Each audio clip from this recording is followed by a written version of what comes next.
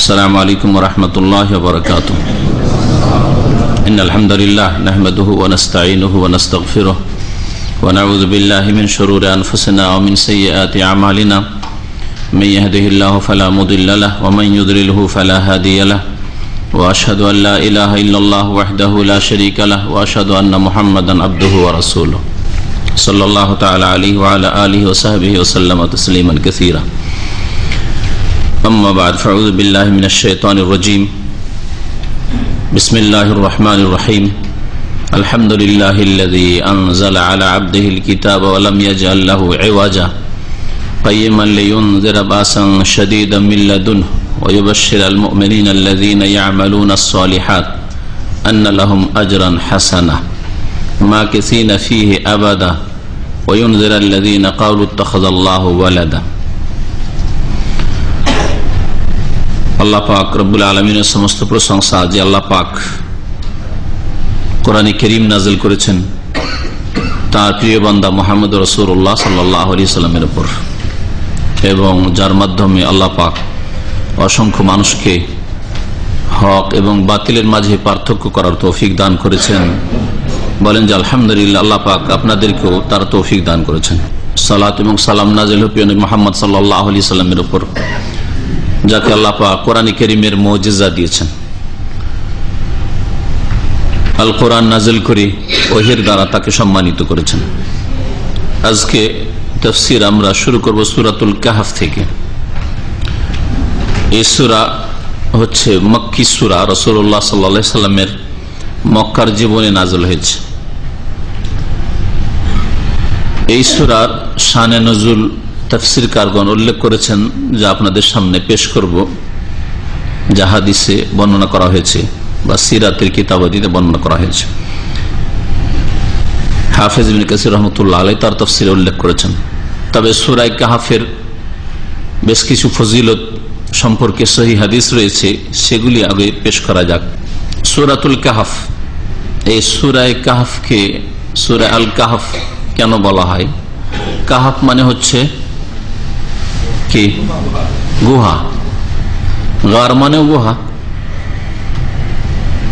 কেউ কেউ বলেছেন দুটোই একই অর্থে, আবার অনেকে বলেছেন আল কাহফ, কাহফ মানে বড় ধরনের গুহা, প্রশস্ত গুহা। আর যদি সুরঙ্গের মতো থাকে, সংকীর্ণ জায়গা থাকে, ছোট গুহাকে গার বলা হয়।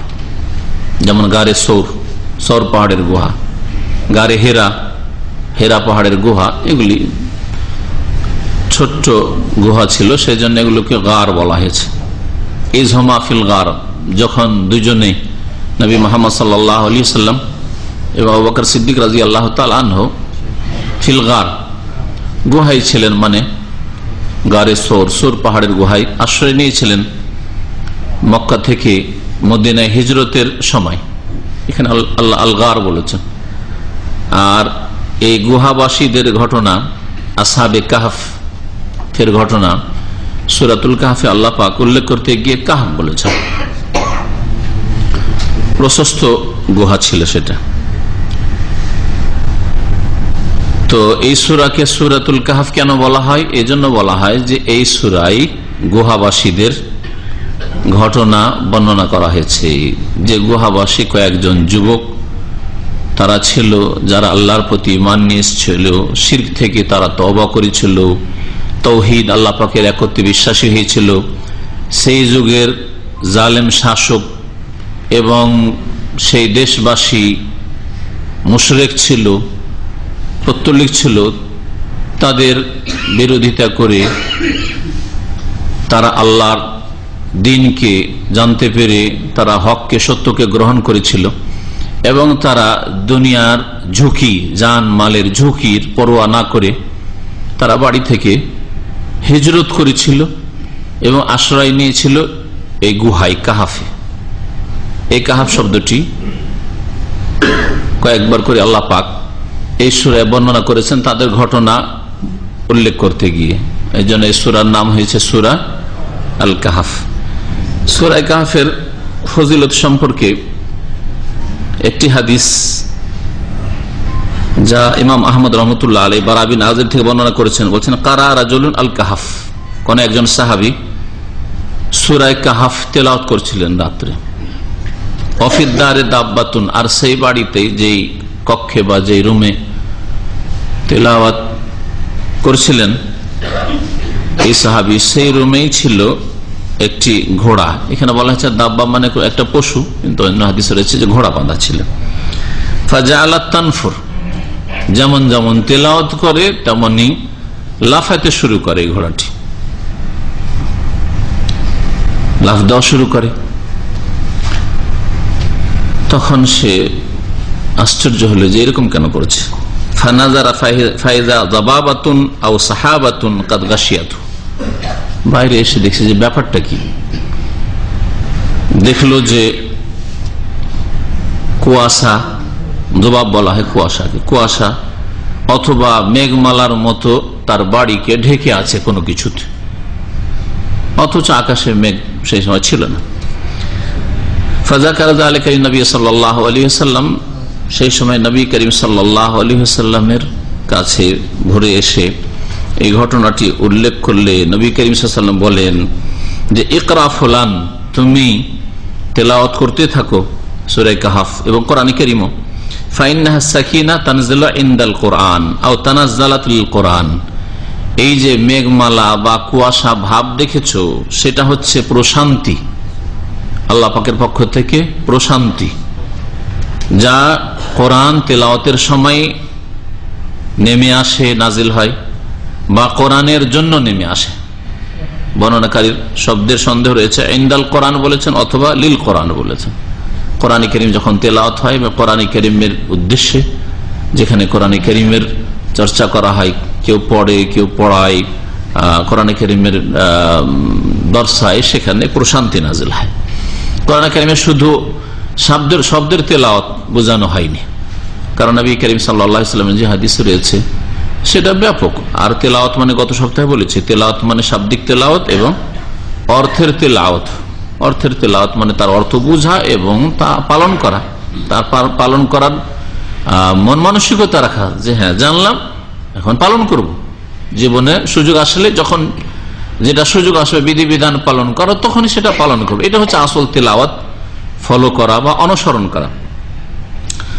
মাজতামা কওমুন ফি বাইতিন মিন বুয়ুতিল্লাহ, নবী করিম সাল্লাল্লাহু আলাইহি ওয়াসাল্লামের সহিহ হাদিস, সহিহ মুসলিমে রয়েছে, যে কোনো যদি সম্প্রদায় আল্লাহর কোন ঘরে, যে কোনো ঘরে, মসজিদে হোক আর মানুষের কোন ঘরে হোক, সবগুলি আল্লাহ পাকের ঘর, আল্লাহর কোন ঘরে যদি একত্রিত হয়, ইয়াতলুনা কিতাব আল্লাহ, আর তারা আল্লাহর কিতাব পড়ে, ওয়া ইয়াতাদারাসুনাহু বাইনাহুম, আর আপোষে তারা একে অপরকে শিখিয়ে থাকে।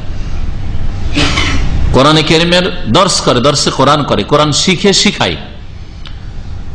ওয়া ইয়াতাদারাসুনাহু বাইনাহুম ইল্লা হাফাতুহুল মালায়েকা, তাহলে তাদেরকে ফেরেশতা, অসংখ্য ফেরেশতা ঘিরে নেই। ওয়া গাশিয়াতুহুমুর রাহমাহ, আর রহমত তাদেরকে ঢেকে নেই। ওয়া নাযালাত আলাইহিমুস সাকিনা, আর প্রশান্তি নাজিল হয় আল্লাহর পক্ষ থেকে, শান্তি নাজিল হয়। আল্লাহ পাকের কোরআন কারীমে মানুষের শান্তি রয়েছে। কোরআন কারীম তিলাওয়াত করে অর্থ বুঝেন, তাহলে আপনার মানসিক অশান্তি দূর হবে। কারণ কোরআন কারীম আল্লাহ পাকের সবচেয়ে বড় স্মরণ, আল্লাহ পাকের জিকির। আল্লাহ পাক একে জিকির বলেছেন, ইন্না নাহনু নাযালনা যিকর, আমি জিকির নাজিল করেছি, মানে আল কোরআন নাজিল করেছি। আল্লাহ পাকের দ্বীন হচ্ছে জিকির, উপদেশ। আর আলা বিযিকরিল্লাহ তাতমাইনুল কুলুব, আল্লাহ পাকের জিকির, আল্লাহ পাকের স্মরণ, আল্লাহ যা দিয়ে মানুষকে দিন দুনিয়া সুন্দর কিভাবে স্মরণ করিয়েছেন, এই আল্লাহ পাকের উপদেশে তাতমাইনুল কুলুব, মনের শান্তি রয়েছে। আল্লাহ পাক কোরআন কারীম বলেছেন।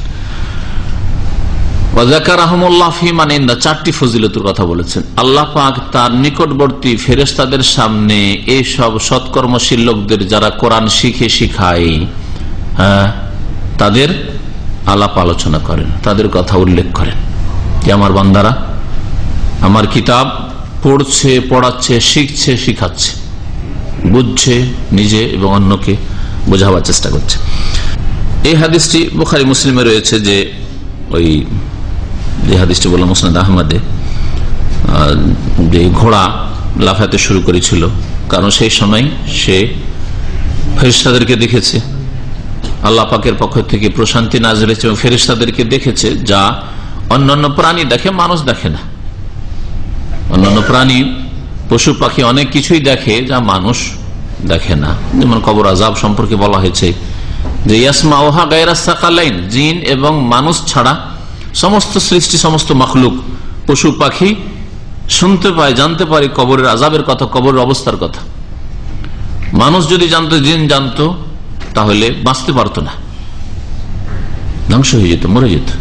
এরকম দৃশ্য দেখে, এরকম আযাব শুনে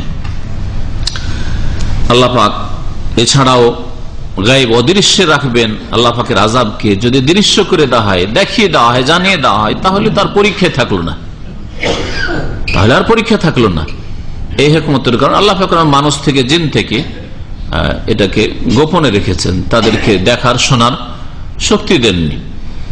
কারণ মানুষ এবং জিনকে আল্লাহ পাক তার ইবাদত বন্দেগীর জন্য যেহেতু সৃষ্টি করেছেন, আর তাদেরকে যদি এসব গায়েবের দৃশ্য দেখিয়ে দেওয়া হয়, তাহলে আর পরীক্ষার কোনো যুক্তিকতা থাকে না। এই সাহাবীর নাম কোন কোন হাদিসে রয়েছে উসাইদ বিন হুযাইর, আনসারী সাহাবী ছিলেন। সূরা বাকারার তেলাওয়াত সম্পর্কে এই মর্মে একটি হাদিস রয়েছে এরকমই। এছাড়া সূরা কাহফের ফজিলত প্রথম থেকে 10 আয়াত, কোন কোন বর্ণনা রয়েছে শেষ 10 আয়াত। সুতরাং প্রথম 10 আয়াত মুখস্থ করবেন আর শেষ 10 আয়াত মুখস্থ করবেন। আবু দারদা রাদিয়াল্লাহু তাআলা আনহু থেকে বর্ণিত, নবী করিম সাল্লাল্লাহু আলাইহি ওয়াসাল্লাম বলেছেন, মান হাফিজা 10 আয়াতিন মিন আউয়াল সূরাতিল কাহফ, যেই ব্যক্তি সূরা কাহফের প্রথম থেকে 10 আয়াত মুখস্থ করবে, ওসিমা মিন ফিতনাতিদ দাজ্জাল বা মিনাদ দাজ্জাল, সেই ব্যক্তিকে দাজ্জালের ফিতনা থেকে রক্ষা করা হবে। দাজ্জাল সারা পৃথিবী ঘুরবে, একমাত্র মক্কা মদিনা ছাড়া।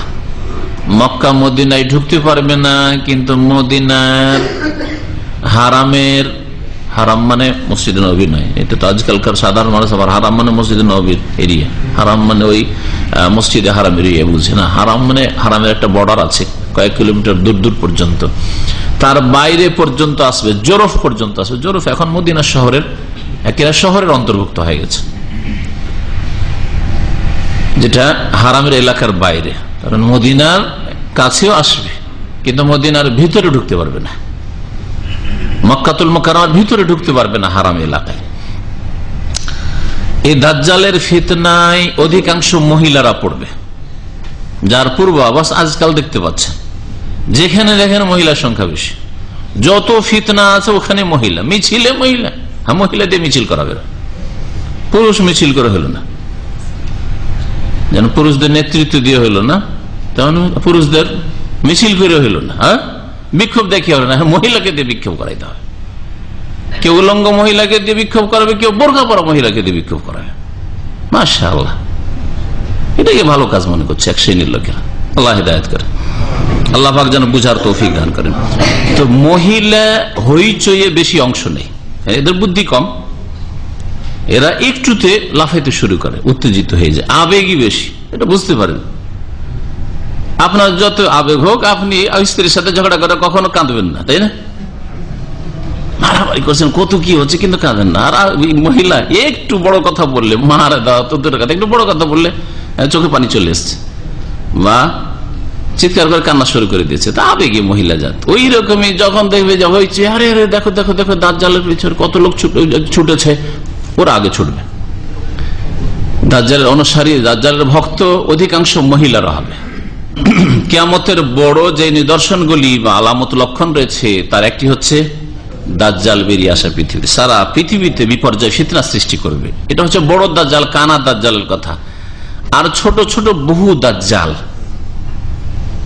বেরোবে, ধর্মের নামে বেরোবে, দুনিয়ার নামে, দুনিয়ার সংস্কারের নামে বেরোবে। এইরকম দাজ্জাল আছেও আর ছিল, আর কিয়ামত পর্যন্ত বহু দাজ্জাল আসবে। এরাকে দাজাজেলা মানে বহু দাজ্জাল, দাজ্জালের বহু বচন, অনেক দাজ্জাল এরকম হবে, যারা কোরআন এবং হাদিসের কথা ছাড়া ধর্মের বিকৃতি ঘটাবে, তারা ধর্মীয় দাজ্জাল। আর যারা ধর্ম অচল, ইসলাম অচল, আজকালকার যুগে সায়েন্টিফিক জিনিস বলতে হবে, সায়েন্সের কথা, আজকাল টেকনোলজির কথা, এরা দাজ্জাল। তো দাজ্জালের নেতৃত্ব পৃথিবীতে ছিল বহু যুগে, আর আছেও, আর কিয়ামত পর্যন্ত থাকবে। যারা মানুষকে ফিতনায় ফেলবে, যেমন দাজ্জাল ফিতনায় ফেলবে। কানা দাজ্জাল বড় বড় বড় ফিতনায় ফেলবে, মানুষকে জীবিত করবে, মারবে, আর মুহূর্তে বৃষ্টি বর্ষণ করবে, ফসল হবে ইত্যাদি। এসব দেখিয়ে মানুষের ইমান কেড়ে নেবে। দাজ্জাল, কানা দাজ্জাল রব হয়ে যাবে। আর এরাও আইনদাতা, বিধানদাতা, শরীয়ত দাতা, হালাল হারাম, এত বড় হুজুর, এত বড় কিবলাকে ভুল করতে পারে, এইরকম ধ্যান ধারণা দিয়ে দিয়েছে মুসলিম সমাজে, তাই না? নবী করিম সাল্লাল্লাহু আলাইহি ওয়াসাল্লাম বলেছেন, যারা 10টি আয়াত মুখস্থ করবে শুরু থেকে এই সূরা কাহফের, তাদেরকে দাজ্জাল ফিতনা থেকে রক্ষা করা হবে। হাদিসটি সহিহ মুসলিম, আবু দাউদ, নাসাঈতে, তিরমিজিতে আছে।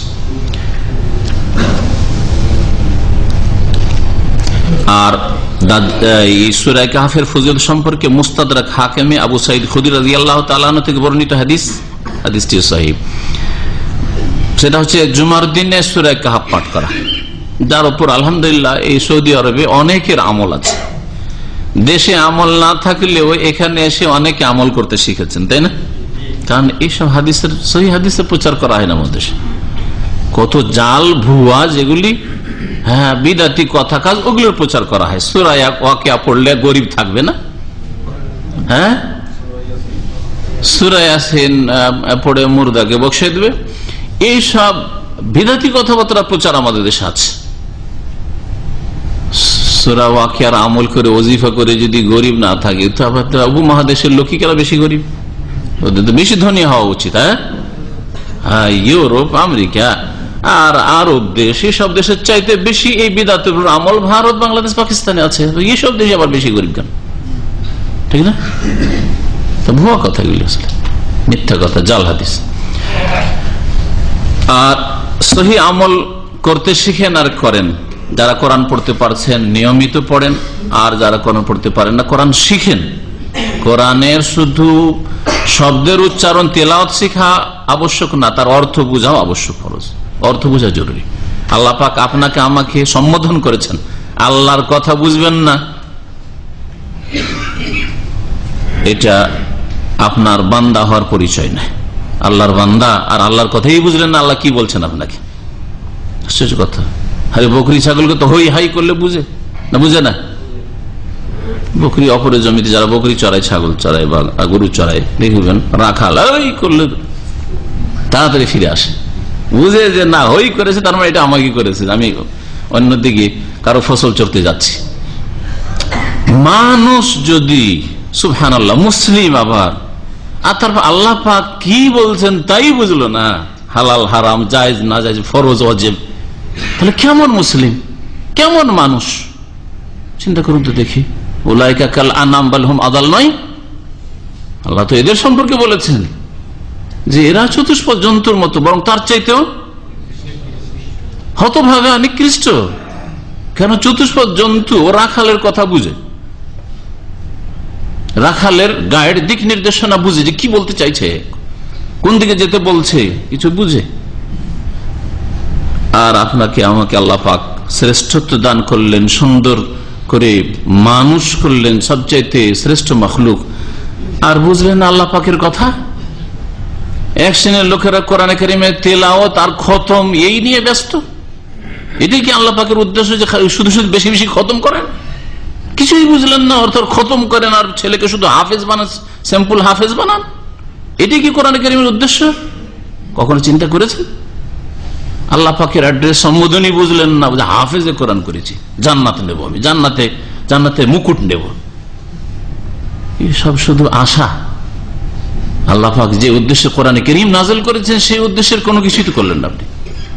কতটুকু করেছেন চিন্তা করুন আপনি। মালিকের কথা না বুঝে এক শ্রেণীর লেবাররা আছে, শুধু মাথা ঝুঁকায়, দেখেছেন? বিশেষ করে কেরালারা কিছু বুঝলেন না, শুধু মাথা ঝুঁকায়। এইরকম যদি মুসলিম হন, কোরআন কারীমের কথা বুঝলেন না, আল্লাহ পাক রব্বুল আলামিনের হেদায়েত দিক নির্দেশনা বুঝলেন, মুসলিম। নবী করিম সাল্লাল্লাহু আলাইহি ওয়াসাল্লাম বলেছেন, মান কারা সূরাতুল কাহফ, যে ব্যক্তি সূরা কাহফ পাঠ করবে, ফি ইয়াউমিল জুমআতে, জুমার দিনে পাঠ করবে। জুমার দিন শুরু হয়ে যায় সন্ধ্যা থেকে, সূর্য ডুবলেই কিন্তু জুমার রাত, এটা শরীয়ত, আরবি তারিখ শুরু হয় চাঁদের সাথে সন্ধ্যাবেলা থেকে, সুতরাং কেউ যদি সন্ধ্যাবেলা থেকেও পাঠ করে জুম্মার রাতে তবু অসুবিধা নেই, ফজর পরে সকালবেলা পাঠ করে কোনো অসুবিধা নেই। জুমার দিনে কেউ যদি সূরা কাহাফ পাঠ করে আদালাহু মিনান নূরে মা বাইনাহু ওয়া বাইনাল জুমাতাইন, তার জন্য নূর আলোকিত করে দেওয়া হবে, আলো দিয়ে তাকে আলোকিত করে দেওয়া হবে তার মাঝখানে এবং দুই জুমার মাঝখানে তাকে আলোকিত করা হবে, আর এক জুমা থেকে আরেক জুমা পর্যন্ত তার জীবনটা আলোকিত থাকবে। এক ফজিলত। আল্লাহ পাক রব্বুল আলামিন যদি কারো জীবনকে আলোকিত করেন তো কে অন্ধকার করে, তাই না? আর একটি হাদিসে রয়েছে মান কারা সূরাতাল কাহফি কামা নাজালাত, সূরা কাহফ যেমন ভাবে নাযিল হয়েছে সেইভাবে যদি কেউ পাঠ করে কানাত লাহু নূরান ইয়াউমাল কিয়ামা, তার জন্য কিয়ামতের দিনে সেটি আলোর কারণ হবে, নূর হবে তার জন্য। তো কিয়ামতের দিনে যখন বিচার দিবসে কাফের মুশরিক পাপিষ্ঠরা অন্ধকারে থাকবে আর মুমিনদের ওয়াজআল লাকুম নূরান তামশুনা বিহি, নূর আল্লাহ পাক করবেন তোমাদের জন্য। হ্যাঁ, তো সেই নূর করবেন এই সূরা কাহফকে কিয়ামতের দিনে যারা সূরা কাহফ তেলাওয়াত করবে। তাফসীর শুরু করার আগে শানে নজুলটা দেখা যাক। এই সূরা কাহফ এর নাযিল হওয়ার কারণ বা প্রেক্ষাপট। সূরা কাহফে তিনটি বিষয় রয়েছে বিশেষ করে, যেগুলি সম্পর্কে আরব মুশরিকরা জিজ্ঞাসা করেছিল রাসূলুল্লাহ সাল্লাল্লাহু আলাইহি সাল্লামকে আটকাবার জন্য, হারিয়ে দেওয়ার জন্য, যাদের লাজবাব হয়ে যায় কোনো জবাব না দিতে পারে। আর তারা যুক্তি করে শিখে এসেছিল এই প্রশ্নগুলি, তারা তো জানতো না। আরব মুশরিকদের তো ওই রকমের জ্ঞান ছিল না, ওদের চাইতে বেশি ধর্মীয় জ্ঞান ছিল ইহুদিদের, আহলে কিতাবদের। বিশেষ করে ইহুদিরা যে মদিনায় বসবাস করত, তো মদিনাতে দুইজন প্রতিনিধি পাঠালো মক্কার মুশরিকরা, যাও মদিনা গিয়ে আহলে কিতাব যারা আছে ইহুদিরা আছে, এখানে কুরাইজা গোত্রের লোক, বনু নাজির গোত্রের লোক, তারপরে কাইনুকা গোত্রের লোক, এই তিনটা গোত্র ছিল ইহুদিদের প্রথম দিকে। আর তারপরে তাদের বিশ্বাসঘাতকতার কারণে, তাদের গাদ্দারির কারণে তাদেরকে নির্বাসিত করে দেওয়া হয়েছিল মদিনা থেকে। তো এদের কাছে এসে জিজ্ঞাসা করলো যে এমন কিছু শিখিয়ে দাও যাতে করে এই মোহাম্মদকে জিজ্ঞেস করি সাল্লাল্লাহু আলাইহি ওয়াসাল্লাম আর জবাব না দিতে পারে। জবাব না দিলে আমরা জানবো যে সে নবী নয়।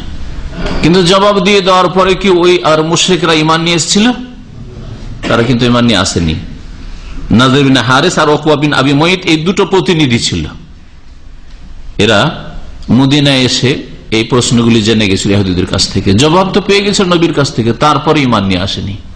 তাহলে বোঝা গেল যারা অসৎ লোক, পাপিষ্ঠ লোক, যতই বুঝিয়ে দেন তাকে, যতই তাকে জানিয়ে দেন না, আসলে হেদায়েত তৌফিক হবে না, কারণ বাঁচতে চায় না, পাপ থেকে বাঁচার মন মানসিকতা নেই, পরকাল সম্পর্কে চিন্তাশীল নয়, অনীহা, এসব জানতে চায় না, শুনতেও চায় না, মানতেও চায় না। এইরকম লোককে আল্লাহ হিদায়াত করবেন না। মুসলিম সমাজে এইরকম ধরনের যেসব লোকেরা আছে আল্লাহ হিদায়াত করবেন না, কারণ চেষ্টা লাগবে, বাঁচতে চায়। মুত্তাকি হুদাল লিল মুত্তাকিন আল্লাহ বলেছেন, এই জন্য বাঁচতে চাইবে আল্লাহ পাকের আযাব গজব থেকে, জাহান্নামের আগুন থেকে, আল্লাহ পাকের অসন্তুষ্টি থেকে। এই মন মানসিকতা থাকলে ভুল হইলেও তওবা করবে, তাই না? এই তিনটি বিষয় ছাড়াও এই সূরাতে আরো বেশ কিছু বিষয় আল্লাহ পাক রব্বুল আলামিন উল্লেখ করেছেন। সূরা বড় আছে। তিনটি বিষয় কি কি ছিল একটু হাদিসের ভাষায় শুনে। আব্দুল্লাহ বিন আব্বাস রাদিয়াল্লাহু তাআলা আনহুমা বর্ণনা করেছেন যে বাসাত কুরাইশ, এই কুরাইশরা, দেখেন কুরাইশ রাসূলুল্লাহ সাল্লাল্লাহু আলাইহি ওয়াসাল্লামের বংশ, মুশরিক, আর এরা বেশি শত্রু রাসূলের সাল্লাল্লাহু আলাইহি ওয়াসাল্লাম। তাহলে নিজের বংশের লোকেরাই বড় শত্রু কার? রহমতুল লিল আলামিন, যিনি বিশ্বজাহানের রহমত, যিনি as-সাদিক আল-আমিন, তাদের কাছে উপাধি পেয়েছিলেন। তাহলে আপনার শত্রুতা আপনার আপনজন, আপনার বংশের লোকেরা, আপনার গ্রামের লোকেরা, আপনার আত্মীয়রা করবে না, এই কথা ভাববেন না। আর করলে কষ্ট পাবেন না, এটা সুন্নাতুল আম্বিয়া, নবীদের সাথে আল্লাহ পাক রব্বুল আলামিনের নীতিমালা। আপনজনরা বেশি কষ্ট দিয়েছে। যাদেরকে আপন মনে করছেন তারা আপনার শত্রুতা করবে, আপনার আকীদার শত্রুতা করবে, আপনার দ্বীনের শত্রুতা করবে।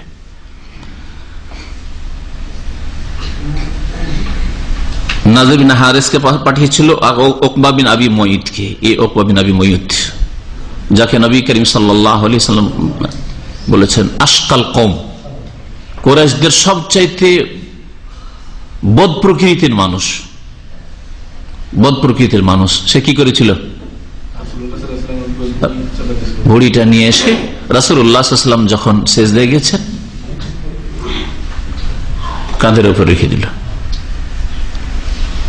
যেমন সামুদ সম্প্রদায়ের এদিম বাস আশকাহা, তাদের সবচেয়ে বদমাইশ যে লোকটি, সে উঠল যে আমি এই কাজ করব।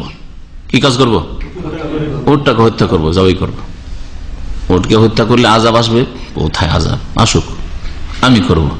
আল্লাহ এজিম বাস আশকাহা, সবচেয়ে বদ প্রকৃতির মানুষ আল্লাহ বলেছেন। আর কুরাইশদের আশকাহা ওই ব্যক্তি, যেই ব্যক্তি রাসূলুল্লাহ সাল্লাল্লাহু আলাইহি সাল্লামের সিজদার অবস্থায় উঠে ঘুরিয়ে নিয়ে এসে চাপিয়েছিল। এটা নবী সাল্লাল্লাহু আলাইহি ওয়াসাল্লাম হাদিসে রয়েছে। এটা কোরআনে কারীমের কথা, আর এটা হচ্ছে রাসূলুল্লাহ সাল্লাল্লাহু আলাইহি ওয়াসাল্লামের হাদিসের কথা। এই জন্য হিদায়াত নসিব হয়নি উকবা বিন আবি মুঈতকে। আরো অনেক জালেমরা ছিল, কুফরির অবস্থায় ছিল, হিদায়াত নসিব হয়েছে। আবু সুফিয়ান, খালিদ বিন ওলীদ দীর্ঘদিন কুফরির উপর থাকলেও তাদের হিদায়াত নসিব হয়েছে। কিন্তু বদ প্রকৃতির মানুষকে আল্লাহ পাক হিদায়াত করেন না। প্রকৃতিটা ভালো করতে হবে, অন্তরের সততা লাগবে। আল্লাহ পাক অন্তর দেখেন, অন্তর জানি তিনি। অন্তরে যদি সততা থাকে আর কেউ কুফরি অবস্থায়, শিরকের অবস্থায় থাকে, তো আল্লাহ পাক তার উপর দয়া করবেন যে এই লোকটাকে শিরক কুফরিতে পাপে রেখে দেবো, বেনামাজি করে রেখে দেবো, অথচ লোকটার অন্তর সৎ না, হিদায়াত করবো, হিদায়াত করে দিই। আল্লাহ পাক তখন তৌফিক দিবেন, ওর মন মেজাজ তখন তৈরি হবে হিদায়াতের। না, সত্যকে সন্ধান করি, হকের তলাশ করি, হক হইলে অসুবিধা কি, যদি আমার বাপ দাদা মানেনি আমাকে মানতে হবে না, এইরকম মন মেজাজ তৈরি হবে। আজ আর অন্তরে সততা নেই, আল্লাহ পাক অন্তরে জামি, ওকে আল্লাহ হিদায়াত করবেন। হ্যাঁ, বাপ দাদা ভুল করেছে, আমাদের দেশে আলেম নেই, তারা বুঝেনি, কোরআন এবং হাদিসের কথা মানবে না, ওই বিদাতি আলেমদের কথা মানবে। আর সৃষ্টি হয়ে যায় কোরআন এবং হাদিস মানতে এই বিদাতিদের কথাগুলি।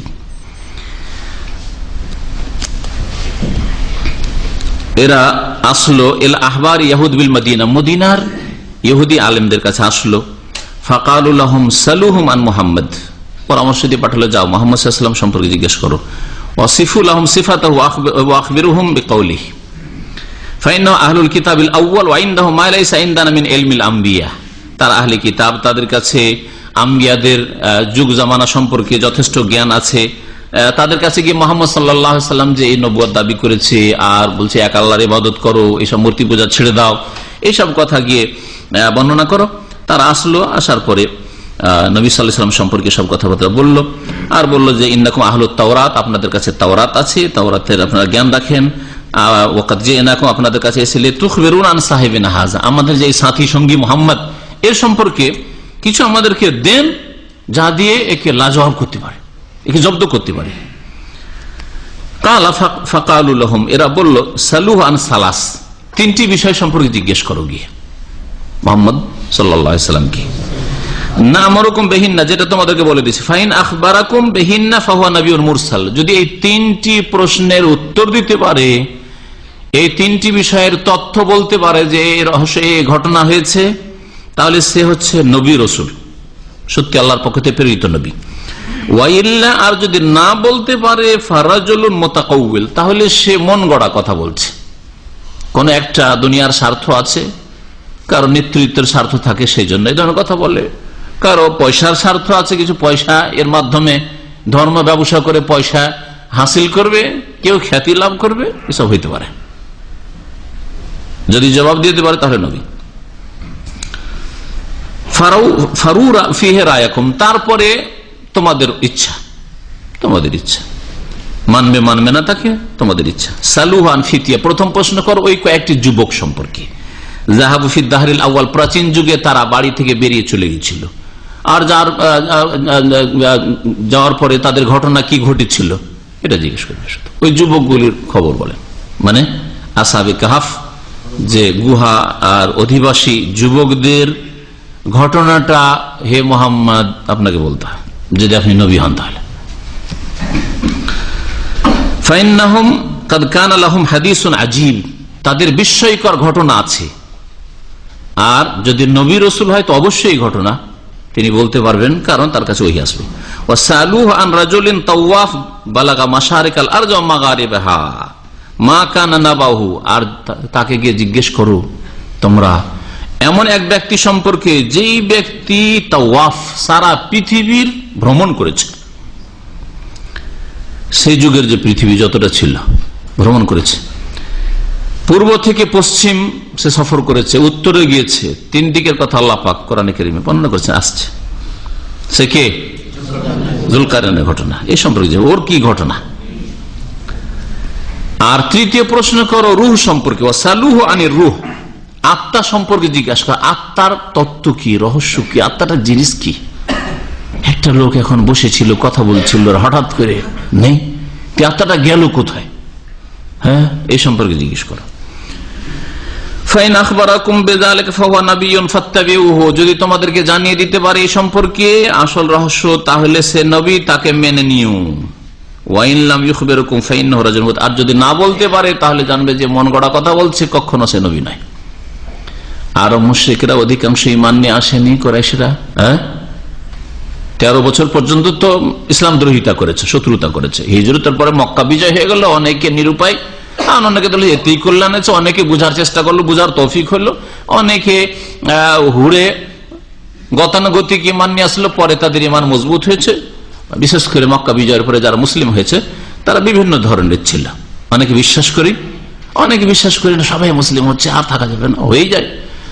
দুর্বল দুর্বল ঈমান ছিল, আর তারপরে তখন ধীরে ধীরে যখন শিখলো, রাসূলুল্লাহ সাল্লাল্লাহু আলাইহি ওয়াসাল্লামের মোবারক সোহবত পেল, আর তখন তাদের ঈমান মজবুত হলো। এরকমও ছিল।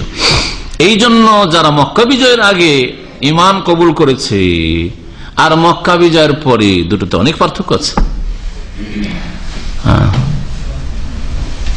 আল্লাহ পাক রব্বুল আলামিন ওয়াস-সাবিকুনাল আউয়ালুনা মিনাল মুহাজিরিন, সাবিকুন আউয়ালুন, যারা অগ্রগামী ছিল ইসলাম কবুল করে, তাদের কথা উল্লেখ করেছে বিশেষ করে। তো এখন আর ওই লম্বা হাদিস না শুনিয়ে এরা গিয়ে নবী সাল্লাল্লাহু আলাইহি সাল্লামকে জিজ্ঞাসা করেছিল। নবী করিম সাল্লাল্লাহু আলাইহি ওয়াসাল্লাম বলেছেন ঠিক আছে, কালকে বলে দেব। ইনশাআল্লাহ বলতে ভুলে গেছেন, এই হাদিসটাতে উল্লেখ করা হয়েছে, ভুলে গেছিলেন। আল্লাহ পাক রব্বুল আলামিন একটু শিক্ষা দিতে চাইলেন। 15 দিন পর্যন্ত অপেক্ষায় থাকলেন, কালকে বলে দিয়ে গাদান, যদিও আরবি ভাষায় গাদান মানে আগামীতে হয়, আগামী কালকে একবারে জরুরি নেই। গাদান শব্দটি আগামীর জন্য ব্যবহার হয়ে থাকে। তারপরেও যখন তারা জবাব পেল না, খুব হইচই করলো, খুব প্রোপাগান্ডা করলো নবীর বিরুদ্ধে। আরে নবী কালকে বলেছে, দেখো 10 দিন 12 দিন হয়ে যাচ্ছে। 15 দিন পরে জিবরাইল আলাইহিস সালাম ওহী নিয়ে আসলেন, আর এই ঘটনাগুলি বর্ণনা করে সূরা কাহফ নাযিল হলো। আর নবী করিম সাল্লাল্লাহু আলাইহি ওয়াসাল্লামকে সতর্ক করা হয়, ওয়ালা তাকুলান্না লিশাইইন ইন্নী ফাইলুন যালিকা গাদান ইল্লা ইনশা আল্লাহ, যে আয়াতটি আসছে, কোনো কিছু আগামীতে করতে চাইলে, বলতে চাইলে বলবে না যে আগামীকালকে করবো, ইল্লা ইনশা আল্লাহ, যতক্ষণ ইনশাআল্লাহ না বলবে। আল্লাহ যদি না চান তো হবে না, সেই জন্য ইনশাআল্লাহ বলবে।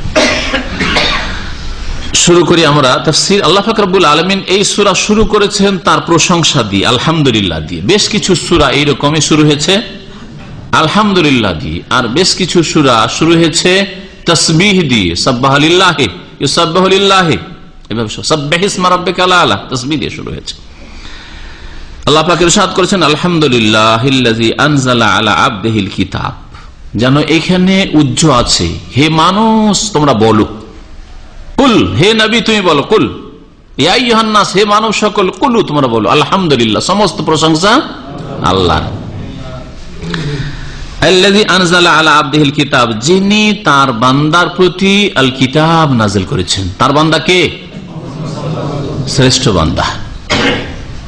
তার বান্দার প্রতি আল কিতাব নাযিল, আল কিতাব কি? আল কোরআন, কোরআনে কারীম নাযিল করেছেন তার বান্দার প্রতি। নবীকে বান্দা বলা হয়েছে, এই দিয়ে নবী করিম সাল্লাল্লাহু আলাইহি ওয়াসাল্লামের অবস্থান মানব জাতিকে জানিয়ে দেওয়া হয়েছে, যে নবী করিম সাল্লাল্লাহু আলাইহি ওয়াসাল্লাম আল্লাহ পাকের শরীক, আল্লাহ পাকের গুণ নবীর মধ্যে রয়েছে, আল্লাহ পাক আলেমুল গায়েব, নবী আলেমুল গায়েব?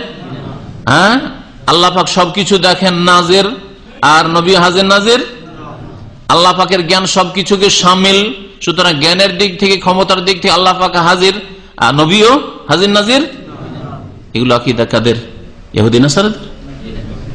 এইসব আকীদার কথা হিন্দুরা বলে, কারা বলে? এক শ্রেণীর মুসলিম, তাদের আকীদা নবী আলেমুল গায়েব, সবকিছু জানেন, নবী হাজির। আর এক শ্রেণীর লোকেরা শুধু নবী না, আমাদের বুজুর্গানের দিনও সব জানে, তাদের কিতাবে সব মজুদ আছে। এই জন্য যারা নবীকে আলেমুল গায়েব, হাজির নাজির বলে, তারা ওই দলটিকে বলেছে যে আরে বাবা, তোমরা তো আমাদের চেতে বেড়ে গেছে, আমরা তো শুধু নবীকে আলেমুল গায়েব বললাম আর হাজির নাজির বলি, হ্যাঁ, এই বিশ্বাস করি। এই বিশ্বাসও তাদের শিরকি বিশ্বাস। আর তোমরা তোমাদের বুজুর্গানের দিন যারা তোমাদের তরিকাতে, সবগুলিকে তো বলছো যে তারা গায়েব জানে, হ্যাঁ, তারা খবর রাখে, তারা অন্তর থেকে অন্তরে এলেম দিতে পারে।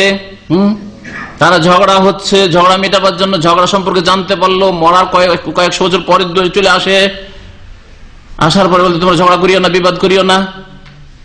তাহলে তোমরা তো আমাদের ভাই, সত্যি ভাই না? হ্যাঁ, বুঝতে পারছেন? জি হ্যাঁ। আর তারা বলছে আমরাই হচ্ছে সঠিক আকীদার লোক। যারা বলছে নবী আলেমুল গায়েব আর হাজির নাজির না, আমাদের বুজুর্গানের জন্য, তারাই বলছে আমরাই বড় ইসলামের হেফাজতকারী। বুঝতে পারছেন? ইসলামের হেফাজত এইভাবে হবে। ইসলামের হেফাজত, দিনের হেফাজত করতে হলে কোরআন এবং হাদিসের ভিত্তিতে দিনের হেফাজত করতে হবে। আল্লাহ পাক রব্বুল আলামিন ইরশাদ করেছেন যে তার বান্দার প্রতি কিতাব নাজিল করেছেন আল্লাহ পাক, সে আল্লাহ পাকের যাবতীয় প্রশংসা। তো নবী করিম সাল্লাল্লাহু আলাইহি ওয়াসাল্লাম আল্লাহ পাকের গোলাম, দাস, বান্দা। আব্দুন মানে দাস, গোলাম, চাকর, এগুলি অর্থে আব্দ ব্যবহার হয়। আর গোলাম কখনো মনিবের মালিকের অংশীদার হয় না, তার গুণ তার মধ্যে পাওয়া যায় না, এটা হইতে পারে না। যে কোনো গুণের ক্ষেত্রে দাতা আল্লাহ পাক, আর বান্দাও দাতা, এটা হইতে পারে না। তবে তিনি বান্দার সাথে সাথে আল্লাহ পাকের রাসূল, আল্লাহ পাকের রাসূল, আবদুহু ওয়া রাসূলুহু, এই দুটোর দ্বারা নবী করিম সাল্লাল্লাহু আলাইহি সাল্লামের অবস্থান, তার মর্যাদা, যেটা আল্লাহ পাক যেখানে আল্লাহ পাকে রেখেছেন সেটাকে স্পষ্ট করা হয়েছে। আল্লাহ পাকের বান্দা, আল্লাহ পাকের শরীক নন। হ্যাঁ, আর যেমন আপনার উপর আল্লাহ পাকের ইবাদত বন্দেগী ফরজ, তেমন মুহাম্মদ রাসূলুল্লাহ সাল্লাল্লাহু আলাইহি ওয়াসাল্লামের উপর আল্লাহ পাকের ইবাদত বন্দেগী ফরজ ছিল। তার ইবাদত, নামাজ, রোজা, হজ, যাকাত কখনো মাফ হইল না। আর পীরপন্থীদের এক শ্রেণীর এক স্তরে গেলে তখন ওরা লয় হয়ে যায়, বিলীন হয়ে যায়।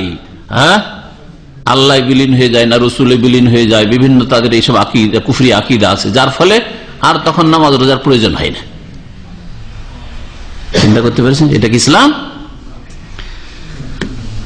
যদি কারো প্রথম ইবাদত বন্দেগী মাফ হইতো যে আর লাগবে না, তো কার হইতো? যিনি সবচেয়ে শ্রেষ্ঠ ব্যক্তি মুহাম্মদ রাসূলুল্লাহ সাল্লাল্লাহু আলাইহি ওয়াসাল্লাম, তার হইতো। তাকে আল্লাহ পাক বান্দা বলেছেন, আর বান্দাকে মালিকের আদেশ নিষেধ মেনে চলতে হবে। তার সাথে সাথে আল্লাহ পাক তাকে রাসূল করেছেন। আল্লাহর দিন সম্পর্কে জানতে হইলে তার ছাড়া অন্য কোনো মাধ্যম নেই। দিন জানার ক্ষেত্রে, শিখার ক্ষেত্রে, পালন করার ক্ষেত্রে মুহাম্মদ রাসূলুল্লাহ সাল্লাল্লাহু আলাইহি ওয়াসাল্লাম ছাড়া অন্য কোন সোর্সে দিন নিলে সেই দিন আল্লাহ কবুল করবেন না। এটা হচ্ছে আল্লাহ পাকের রাসূল হওয়ার অর্থ। মুহাম্মদ সাল্লাল্লাহু আলাইহি ওয়াসাল্লামের তরিকা কার থাকবে? তাহলে একমাত্র মুহাম্মদ সাল্লাল্লাহু আলাইহি ওয়াসাল্লামের তরিকা। এত তরিকত ইসলামে নেই, ভালো করে শুনে রাখেন। তরিকা একমাত্র মুহাম্মদ সাল্লাল্লাহু আলাইহি ওয়াসাল্লামের তরিকা। সেই তরিকা সম্পর্কে জিজ্ঞাসা করা হবে আপনাকে।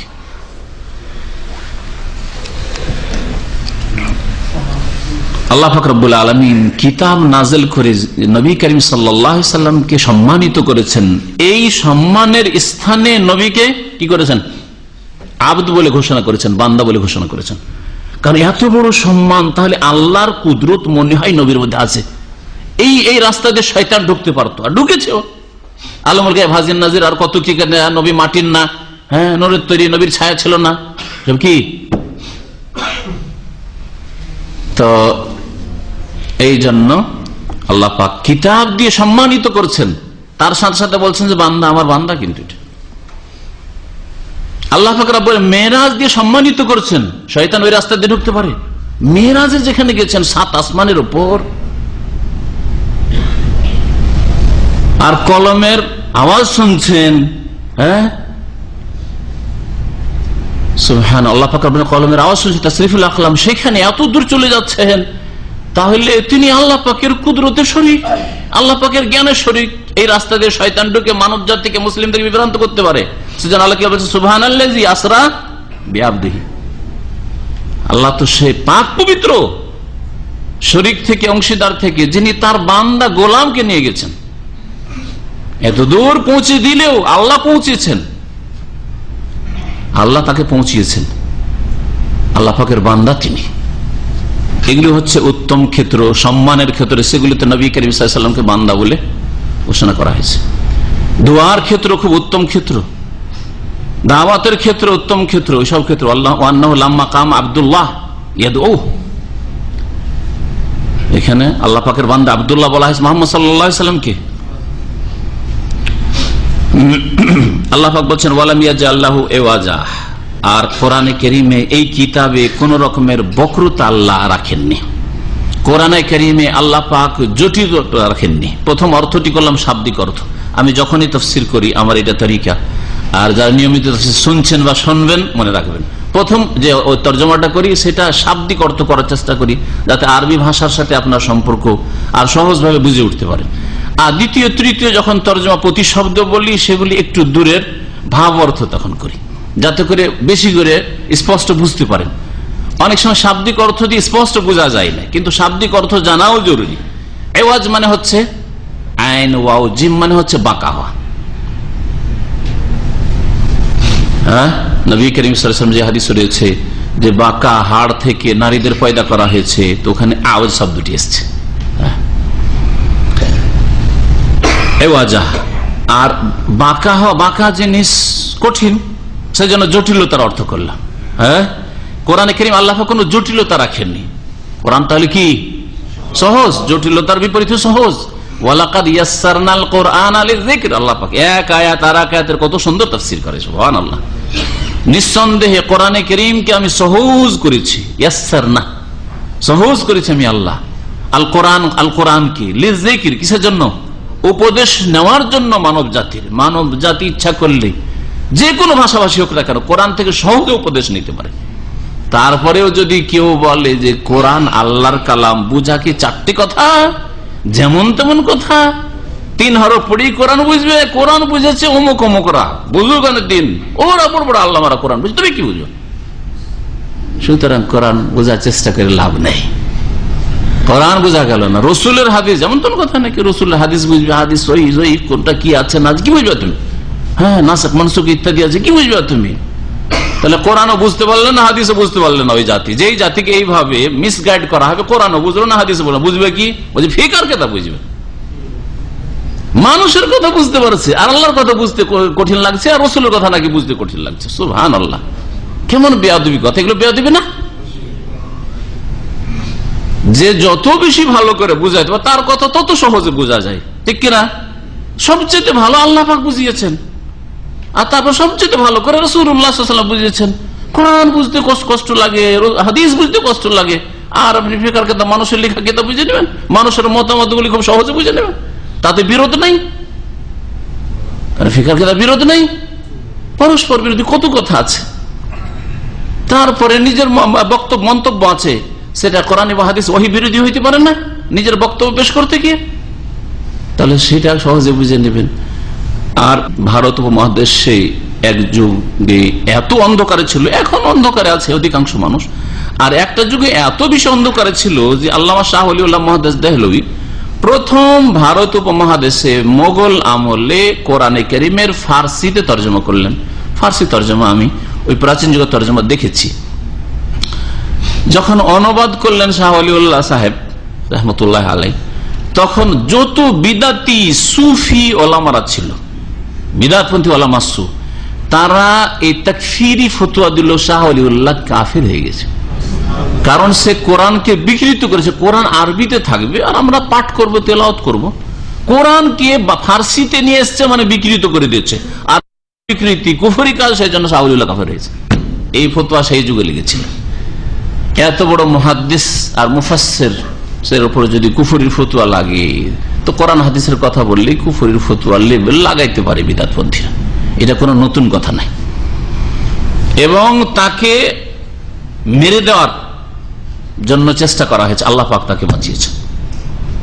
তার জীবনীতে এইসব ঘটনা উল্লেখ করা হয়েছে। যাই হোক, ওইদিকে যাচ্ছে না, তাফসীরের দিকে ফিরে আসি। আল্লাহ পাক বলছেন কোরআনে কারীমে কোনো জটিলতা নেই। কোরআনে কারীম খুব সহজ, কোরআন বোঝার চেষ্টা করে, খুব সহজ। আকিমুস সালাহ বুঝছেন না? হ্যাঁ, ওয়াবুদুল্লাহ ওয়ালা তুশরিকু বিহি, এক আল্লাহর ইবাদত করো, তার সাথে শরীক করিও না কোনো কিছু। বুঝছেন না? আলেমুল গায়ব একমাত্র আল্লাহ। আমি নবী বলছি, লাউ কুনতু আলামুল গায়ব, আমি যদি গায়ব জানতাম তো লাস্তাকসারতু মিনাল খায়র, অনেক কল্যাণ আমি হাসিল করতে পারতাম। ওমা মাসসানি সু, আর কখনো কষ্ট পৌঁছতো না, যেতাম না কষ্টের জায়গায়। এই কথাগুলি বুঝে আসে না? কত সুন্দর কথা, স্পষ্ট কথা। কোরআন কত সহজ। কাইয়্যিমান, আল্লাহ বলছেন কোরআন হচ্ছে সুপ্রতিষ্ঠিত, সোজা। কামা ইয়াকুমু থেকে কাইয়্যিম, কাইয়্যিমান মানে সুপ্রতিষ্ঠিত। কোরআন সোজা, আল্লাহ পাকের বিধান কোরআনে কারীম সোজা, সুপ্রতিষ্ঠিত। আর কোরআনে কারীম যারা ধারণ করে, বহন করে, আমল করে, বিশ্বাস করে, তাদেরকে সোজা পথে চালিত করে। জি, এটা হচ্ছে কাইয়্যিমানের অর্থ। লিইউনজিরা বাসান শাদীদ, যাতে করে আল্লাহ পাক সতর্ক করেন, বাসান শাদীদ কঠোর শাস্তি থেকে। বাস মানে আযাব, বাস মানে যুদ্ধ হয়, বাস মানে আযাব হয়, শাদীদ মানে কঠোর, শক্ত আযাব, কঠোর আযাব থেকে, শাস্তি থেকে আল্লাহ পাক যাতে সতর্ক করেন। মিল্লাদুন, তার পক্ষ থেকে, মানে তার পক্ষ থেকে আগত আযাব। আযাব আসবে যদি আমার এই কোরআনী বিধান পালন না করো। তাহলে সতর্ক করা হলো যারা অসাবধান তাদেরকে। অসাবধান যদি কেউ থাকে সতর্ক করতে হয়, তাই না? একটা লোক যদি অসাবধান হয়ে বসে থাকে, কাপড় কোন দিয়ে গেছে খোঁজ খবরই নেই, তাহলে সাবধান করতে হয়, তাই না? তো ওই রকমই যারা গুমরাহ হয়ে আছে, ভুল পথে চলে গেছে, তাদেরকে কোরআনে কারীম সতর্ক সাবধান করেছে। দেখো, শিরকের পথে গিয়েছো, বিদআতের পথে গিয়েছো, পাপের পথে গিয়েছো, খুনের পথে গিয়েছো, জিনার পথে গিয়েছো, সাবধান। আর যারা ভালো পথে আছে তাদের উদ্দেশ্য কোরআন আল্লাহ নাযিল করেছেন। ওয়ায়ুবাশশিরুল মুমিনিনা আল্লাযিনা ইয়ামালুনাস সালিহাত, আর এই কোরআন কারীম আল্লাহ পাকের এই কিতাব সুসংবাদ দেয় ওই সব মুমিন বিশ্বাসীদেরকে, আল্লাযিনা ইয়ামালুনাস সালিহাত, যারা সৎকর্মশীল, যারা ভালো কাজগুলি করে। তাহলে যারা ভালো কাজ করবে মুমিন হয়ে, মুমিন আল্লাহ বলেছেন, তাহলে শুধু ভালো কাজ করা যথেষ্ট নয়। কুফরের অবস্থায় আল্লাহ পাকের শেষ রাসূলের নিয়ে আসা দিন ইসলাম মানলেন না, অন্য ধর্মের উপর বলছে যে ওরাও তো ভালো কাজ করছে না। মুমিন, আল্লাহর প্রতি ঈমান, রাসূলের প্রতি ঈমান, কোরআনে কারীমের প্রতি ঈমান, এইসব ঈমানের সাথে সাথে ঈমানের যে 6টি স্তম্ভ রয়েছে এগুলির সাথে ইয়ামালুনাস সালিহাত, সৎকর্মশীল। জন্মগত মুসলিম, আমরা তো মুমিন মুসলিম, আমাদের ভোটার কার্ড, ভোটার লিস্ট সব মুসলিম, বা মুসলিম পাসপোর্ট মুসলিম, একামা মুসলিম, চলবে। আল্লাযিনা ইয়ামালুনাস সালিহাত, যারা সৎকর্মশীল হবে। তাহলে শুধু মুসলিম হওয়া যথেষ্ট নয়, আর শুধু ভালো কাজ করা যথেষ্ট নয়। ঈমানের অবস্থায় সৎকর্মশীল হইতে হবে। আর একটি ভালো কাজের নাম ভালো কাজ নয়, 2টি 3টি কাজের না, সালিহাত, বহু নেক কাজ রয়েছে। ফরজ ওয়াজিব কাজগুলি করা, সুন্নাত মুস্তাহাব কাজ করা, তারপরে হারাম নাজায়েজ অপছন্দনীয় ঘৃণিত কাজ থেকে বেঁচে থাকা। যেমন ভালো কাজগুলি করা ভালো কাজ, তেমনি গুনার কাজ ছেড়ে দেওয়া হচ্ছে ভালো কাজ। যারা সৎকর্মশীল তাদেরকে সুসংবাদ দেয় এই কোরআনে কারীম, কিসের? আন্না লাহুম আজরান হাসানা, তাদের জন্য উত্তম পুরস্কার রয়েছে। আজরান হাসান, উত্তম পুরস্কার রয়েছে। সেই উত্তম পুরস্কার আল্লাহ পাক সবচেয়ে বড় পুরস্কার যেটা রেখেছেন সেটা হচ্ছে জান্নাত। মা কেসিনা ফিহি আবাদা, সেই জান্নাতে, সেই উত্তম পুরস্কারে তার অবস্থান করবে চিরকাল। চিরকাল কোথায় অবস্থান করবেন?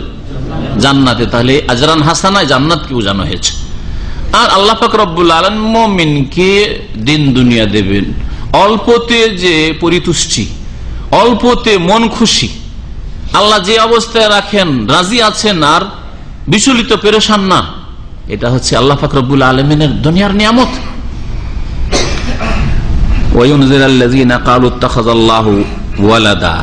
আর যাতে করে আল্লাহ পাক সতর্ক করেন বা কোরআন সতর্ক করে ওই সব লোকদেরকে যারা বাতিল কথা বলে। কি বলে? কালু ইত্তাখাযাল্লাহু ওয়ালাদা, আল্লাহ পাক সন্তান গ্রহণ করেছেন, আল্লাহ পাক রব্বুল আলামিনের ছেলে মেয়ে রয়েছে, সন্তান সন্ততি রয়েছে, এই ধরনের কুফরি কথা যারা বলে তাদেরকে এই কোরআনে কারীম সতর্ক করে।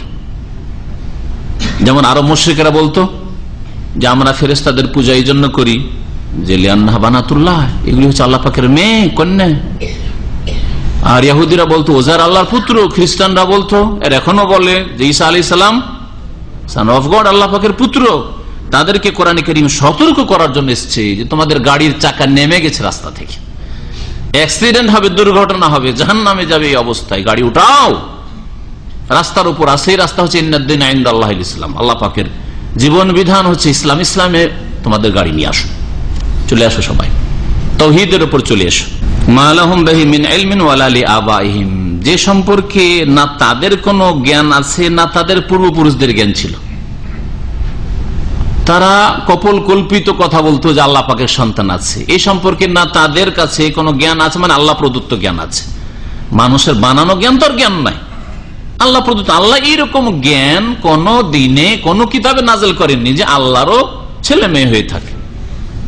এই জন্য আল্লাহ পাক বলছেন না তাদের কোনো জ্ঞান আছে এই সম্পর্কে, না তাদের পূর্বপুরুষদের কোনো জ্ঞান ছিল। কাবুরাত কালিমাতান তাখরুজু মিন আফওয়াহিহিম, এটা খুব বড় কথা, মারাত্মক কথা তাদের মুখ থেকে বেরিয়েছে। তাখরুজু মিন আফওয়াহিহিম, তাদের মুখ থেকে মারাত্মক কথা বেরিয়ে থাকে। কি মারাত্মক কথা? যে আল্লাহ পাকের সন্তান রয়েছে, ছেলে মেয়ে রয়েছে। কেন? সন্তান থাকা মানে সন্তান ভাগীদার, তার মানে আল্লাহর শরীক রয়েছে, আল্লাহর শরীক রয়েছে। আওলাদের রসুল হলেই যখন কবরগুলি পাকা হয়ে পূজা শুরু হয়ে যায়, তো আল্লাহর আওলাদ যদি কেউ করে দেয় তাহলে কি আর শিরক মুক্ত থাকতে পারবে? থাকতে পারবে। চিন্তা করেন বিষয়টা। আওলাদের রসুল মানে কবর মাজার পূজা, ঠিক নয়? আজকালকার জামানায় ভারত উপমহাদেশে রসুলের বংশ মানে কবর মাজার পূজা। আওলাদের রসুলের নাম নিয়ে পীর ব্যবসা আর মাজার ব্যবসা নিয়ে বসে আছে। তো রসুলের আওলাদ বলতে গিয়ে যদি, অথচ রাসূলুল্লাহ সাল্লাল্লাহু আলাইহি ওয়াসাল্লামের বংশধর আর যারা কোরআন হাদিসের পথে রয়েছে তারা নবী সাল্লাল্লাহু আলাইহি ওয়াসাল্লামের তরিকায় আছে, আর তাদের হক রয়েছে আমাদের উপর, তাদের শ্রদ্ধা ইজ্জত করা এবং তাদের যে হক হতে পারে সেই হক দেওয়া ইত্যাদি রয়েছে। কিন্তু কোরআনে ও হাদিসের পথে যদি তারা থাকে আর রসুলের বংশের নাম দিয়ে, বংশের কোন সনদ আছে কিনা আল্লাহ পাক তাদের কাছে জানে, আর যদি সনদ থাকেও তাদের কাছে বংশ পরম্পরার, যে হ্যাঁ আমাদের কাছে সিলসিলা নাসাব লিখিত আছে আর আছে আমাদের কাছে এর প্রুফ, তারপরেও যদি আমল বিপরীত দিকে যায় তো নবীর বংশ কাজে আসবে না। আপনারা ভালো করে নবীর দুই চাচা আল্লাহর ওলি, হামজা আর আব্বাস সাহাবী, আর নবীর দুই চাচা আপন দুই চাচা এগুলো, হ্যাঁ, আবু লাহাব আর আবু তালেব শয়তানের ওলি। তাহলে আওলাদের রাসূল কাজে আসবে বিনা ঈমান আমলে, শিরকের অবস্থায়? না, কখনো আসবে না। যদি বলেন না আমল তো আছে, তা আমল তো আরো আবু তালেবের আমল ছিল না?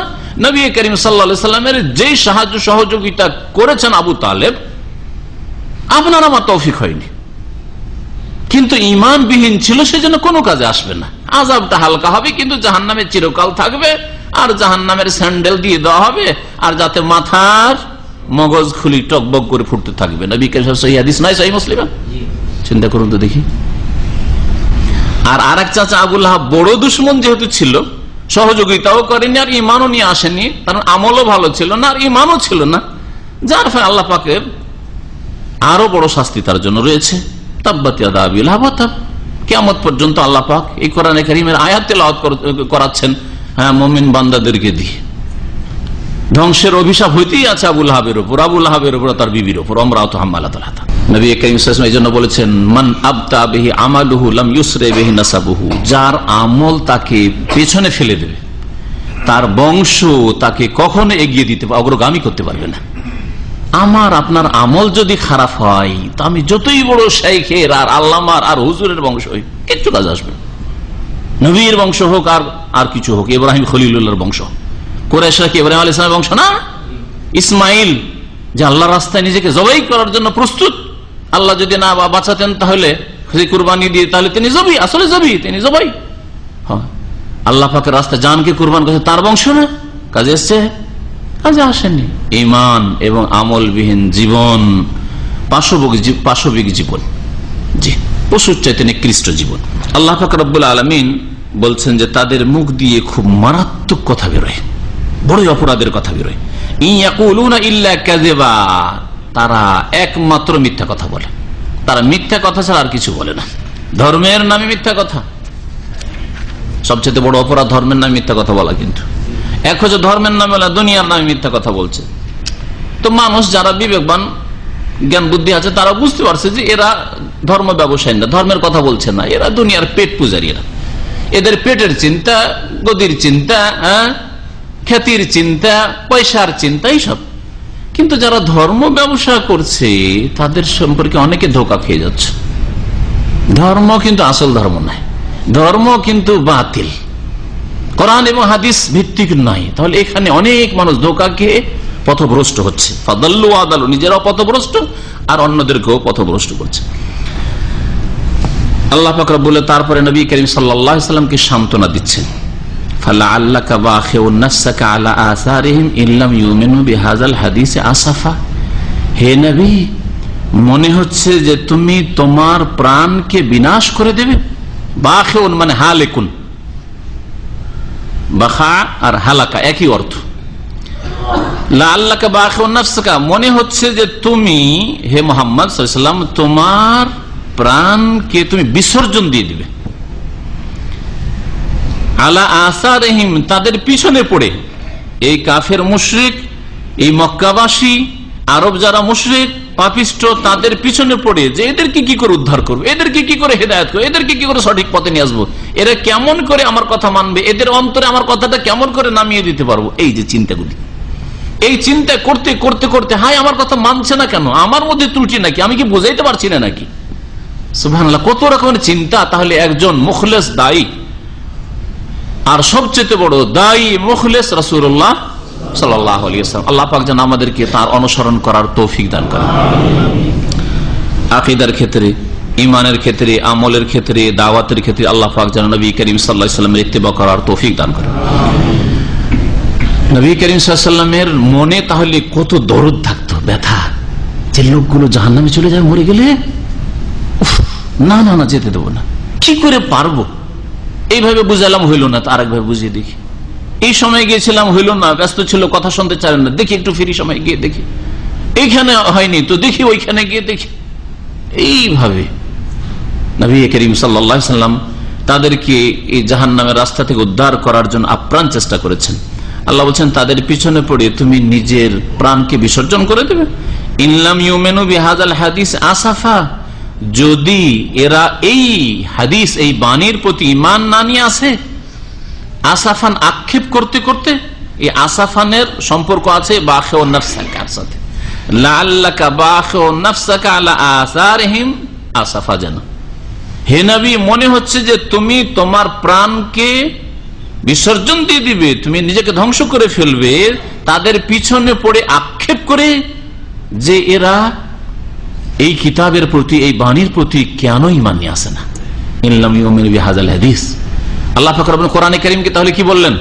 আল হাদিস বললেন। হাদিস মানে হচ্ছে বাণী, শাব্দিক অর্থ হচ্ছে বাণী, আর কোরআনে কারীম কালামুল্লাহ, আল্লাহ পাকের বাণী, সেই জন্য এটাও আল হাদিস। আর রাসূলুল্লাহ সাল্লাল্লাহু আলাইহি ওয়াসাল্লাম যা করেছেন, যা বলেছেন এবং তার সামনে সাহাবীরা করেছেন, তিনি অনুমোদন দিয়েছেন, চুপ থেকেছেন, সমর্থন দিয়েছেন, এই সবগুলি হচ্ছে হাদিস, এগুলিও হাদিস।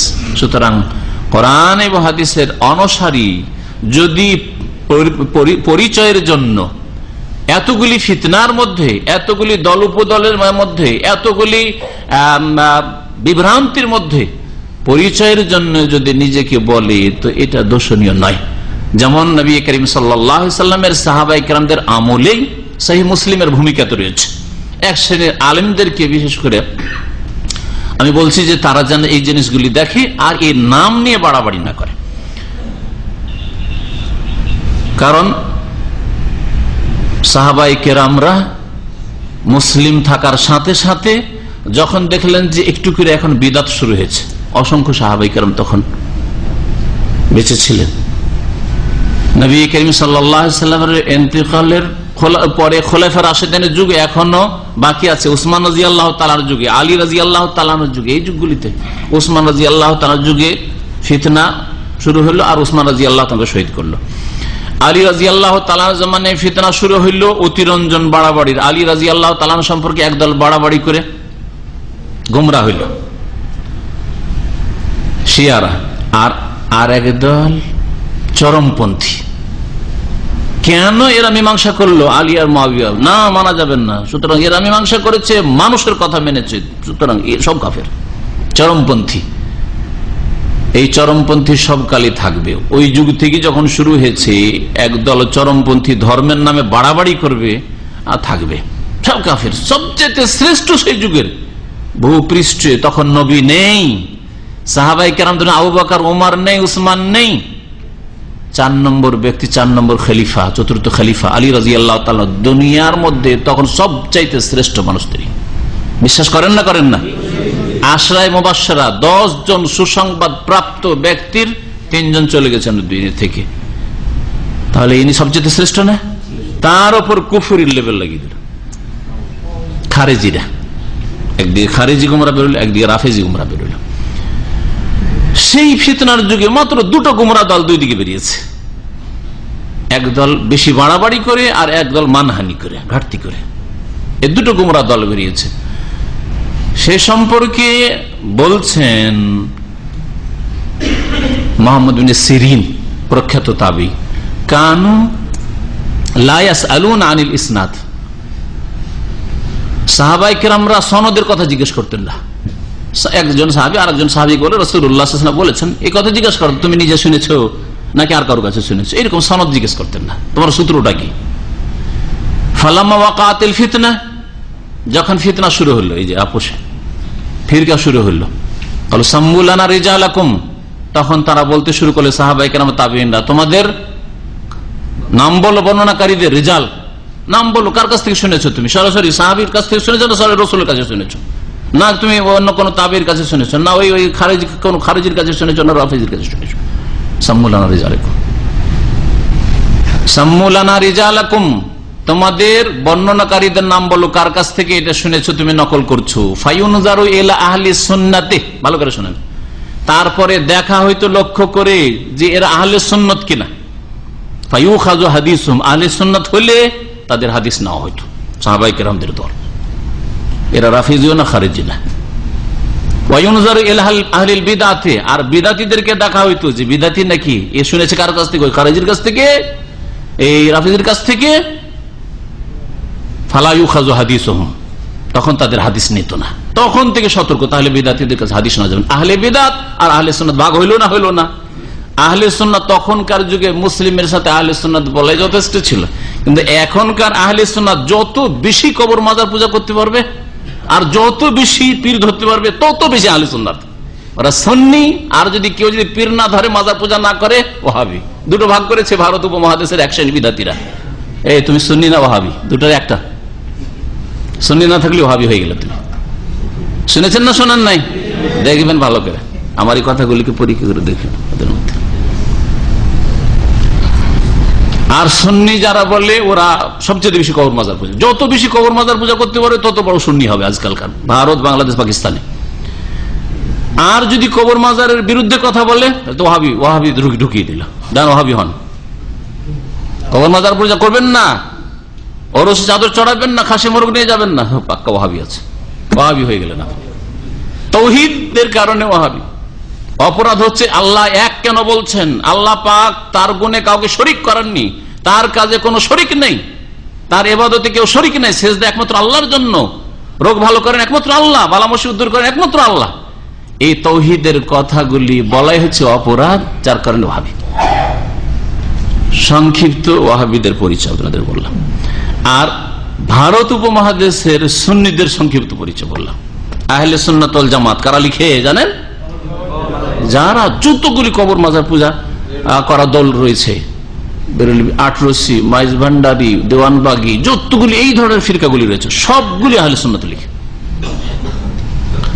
এরা হলো আহলে সুন্নাত। তো এখন যদি কোরআন এবং হাদিস মেনে ওই তাবেঈনদের সাহাবায়ে কেরামদের জামানার মতো বলেন আমরা আহলে সুন্নাত, তখন আবার প্রশ্ন থেকে যায় যে এবার কোন আহলে সুন্নাত?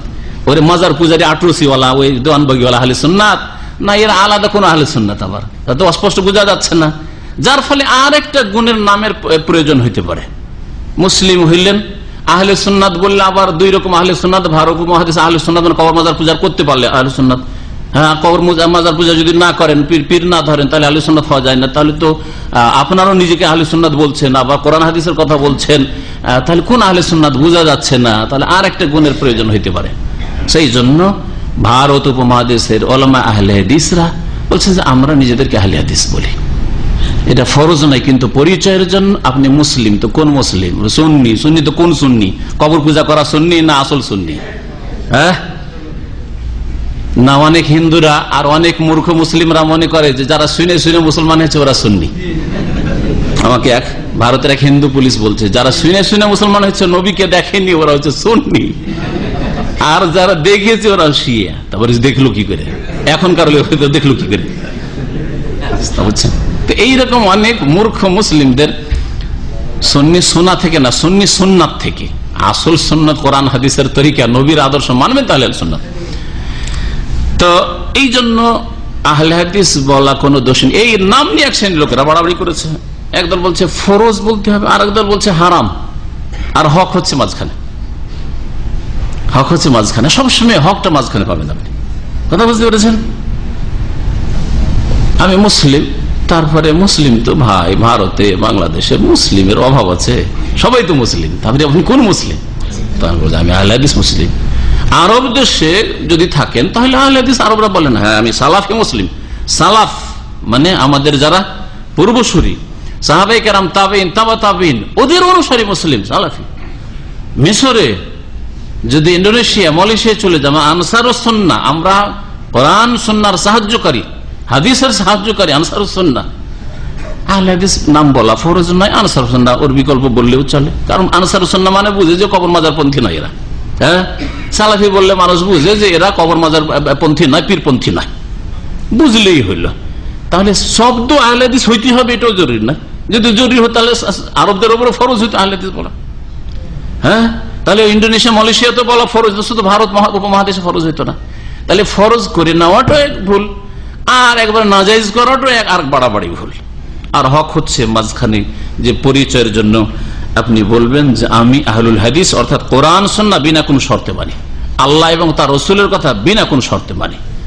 আমি সালাফি এই জন্য যে আমি সালাফে সালেহিনের কথা, সালাফে সালিন হচ্ছেন সাহাবায়ে কেরাম, তাবেঈন, তাবা তাবেঈন, স্বর্ণ যুগের মানুষরা এবং তাদের অনুসারী আইম্মায়ে কেরাম, কিয়ামত পর্যন্ত যত লোকেরা আসবে তাদের অনুসারী হইতে হবে শর্ত। আর সাহাবায়ে কেরামদের আমলে ছিল না পীর মুরিদের ব্যবসা, তরিকত ছিল না, আর তরিকত আসলো আর ওদের অনুসরণ করবে বলে সালাফি না, সালাফি না, ওরা খালাফি, বরং খালফি। খালাফ বলে তো ভালো লোক বুঝায়, পরবর্তীকালের ভালো লোক, এরা খালাফি না, খালফি।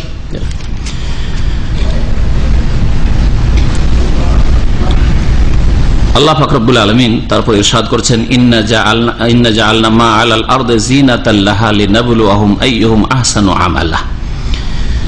এখানে আল্লাহ পাক পৃথিবীর কথা বলছেন, যে পৃথিবীকে আল্লাহ পাক কি করেছেন তাই বলছেন, আর কি করবেন আবার।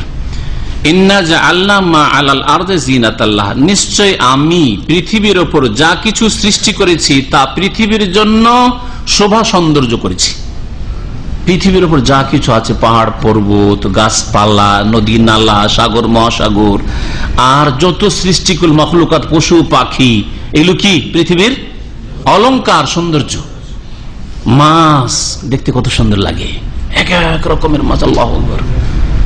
পশু যারা চিড়িয়াখানা যান, দেখতে মেতে সারা দিন চলে যাচ্ছে চিড়িয়াখানা ঘুরতে ঘুরতে, হ্যাঁ ক্লান্তই হন না মনে হচ্ছে, পাগল, তাই না?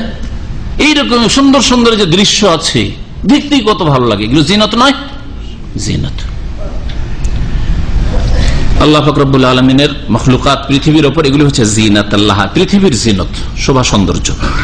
কি জন্য আল্লাহ পাক এগুলি সৃষ্টি করলেন? লিনাবলুয়াহুম আইয়ুহুম আহসানু আমালা, তাহলে দুনিয়ার উদ্দেশ্য এই নয় যে দুনিয়াতে চিরকাল থাকবেন, দুনিয়াটাই টার্গেট, বরং দুনিয়া কর্মক্ষেত্র, এখানে আপনি যা বলবেন করবেন তার উপর আপনার পরীক্ষার ফলাফল রেজাল্ট নির্ভরশীল।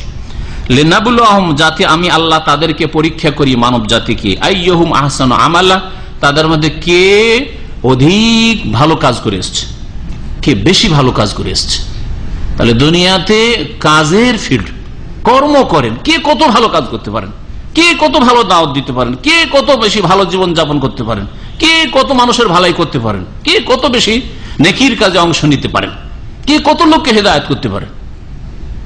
এক কথা, এই জন্য আল্লাহ পাক রব্বুল আলামিন এই দুনিয়া পয়দা করেছেন, লিনাবলুহুম আইয়ুহুম আহসানু আমালা।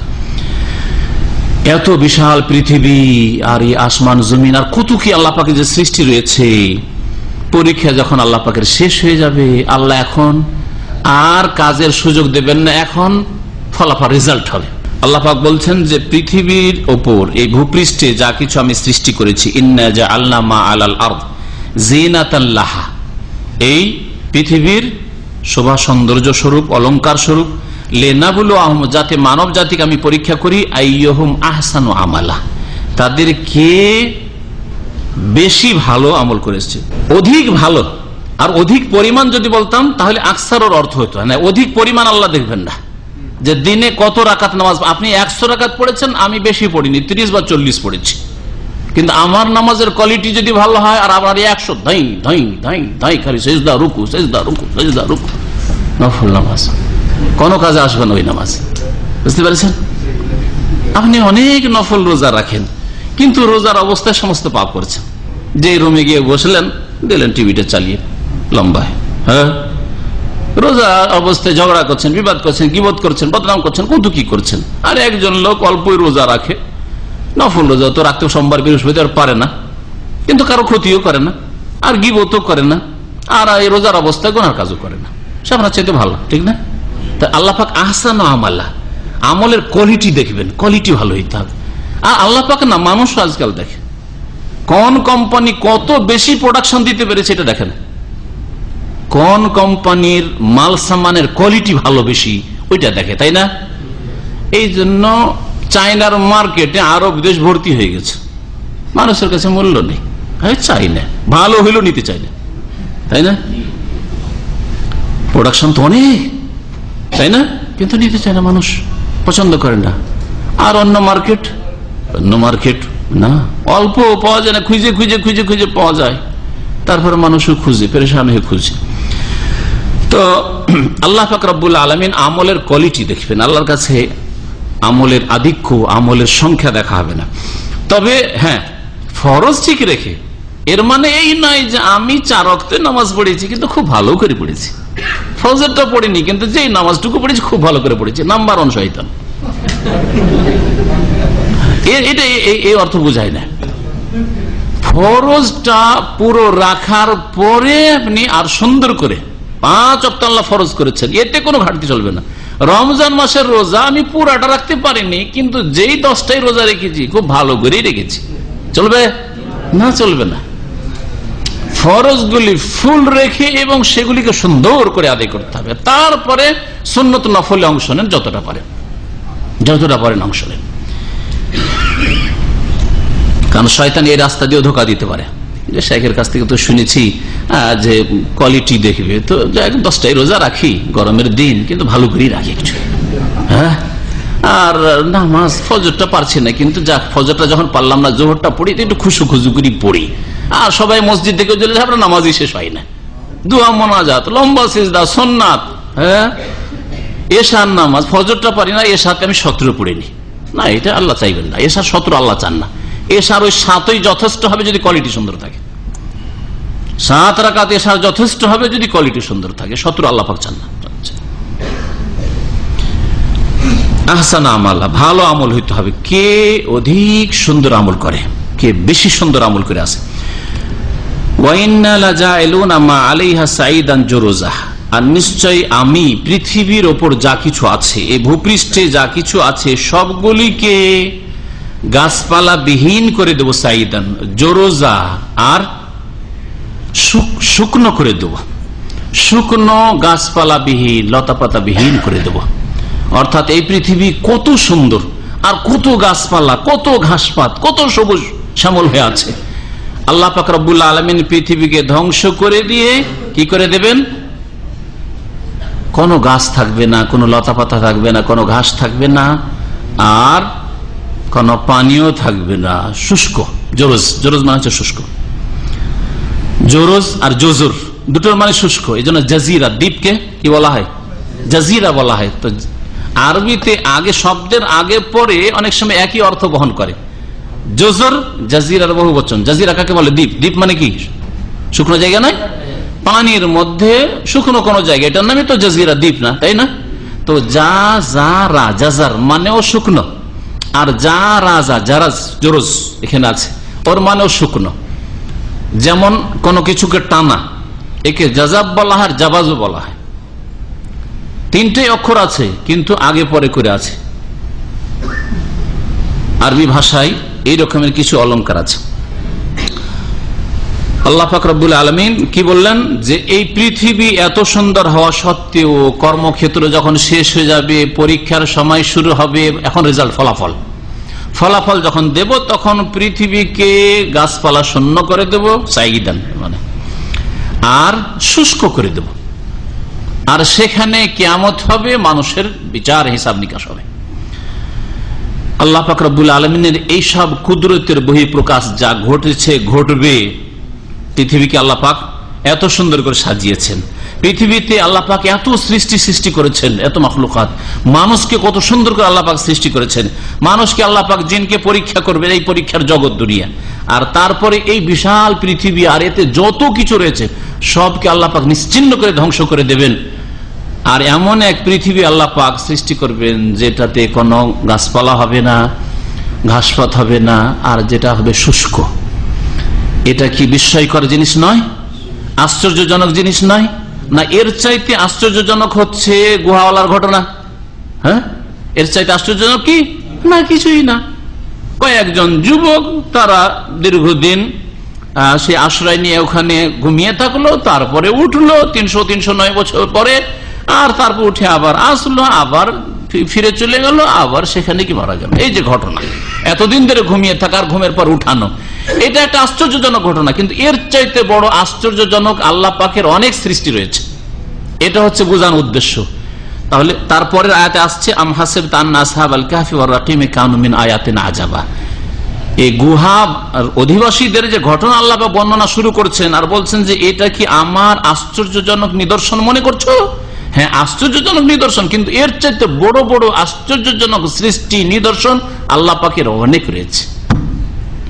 এই সূর্য, এই চন্দ্র, এই তারকা গ্রহ, আর আল্লাহ পাক রব্বুল আলামিনের সৃষ্টি, পৃথিবী, সাগর, মহাসাগর, নদী, নালা, উত্থান পতন, জাতির উত্থান পতন, এগুলি আল্লাহ পাকের বহু নিদর্শন, সৃষ্টিগত নিদর্শন আল্লাহ পাক রব্বুল আলামিন। এখান থেকে আজকে তা শেষ করি, কারণ সময় শেষ দিকে। আর এই গুহার অধিবাসীদের ঘটনা শুরু করলে আবার মাঝখানে ভাঙাচোরা থেকে যাবে। ইনশাআল্লাহ তাআলা আগামী সপ্তাহে আল্লাহ পাক যদি এখানে রাখেন এবং সেই সালামত থাকি, তো আবার ইনশাআল্লাহ আমরা তাফসীর করব। আল্লাহ পাক যেন আমাদের গুনাহ খাতা মাফ করে দেন, কোরআন বোঝার তৌফিক দান করেন, কোরআনের প্রতি আমল করার তৌফিক দান করেন, আল্লাহ পাক আমাদেরকে সংশোধন করার